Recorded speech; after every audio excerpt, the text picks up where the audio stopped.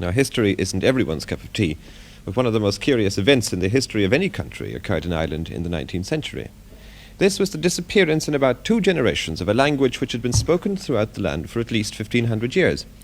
In the year 1800 and for many years afterwards, there were more people speaking Irish than there were speaking Dutch, Swedish, Danish, Finnish. And then suddenly, as the graph shows, the Irish language slumped, while all the others went from strength to strength.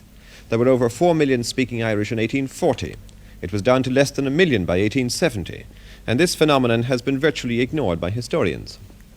A few weeks ago, we asked 3 historians to name the most notable events in Irish history in the last century, but not one of them mentioned the remarkable decline of the language.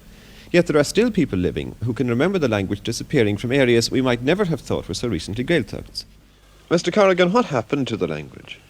The people who spoke it died off. Their families had to emigrate, and where they emigrated to was England and America, and they had to learn English there. They wrote home in English, and that was an influence. Yes. That they lived adjacent to Carrickmacross. The people of Carrickmacross, the merchants of Carrickmacross, were English-speaking people.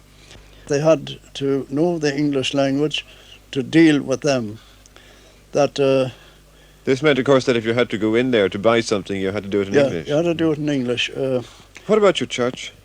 The priests were enthusiastic about the language, and yet they didn't preach a sermon in Irish in Lestunan or in the parish of Donaghmane that I know of. That would be a reason, though I knew priests that loved the language and talked it in private life.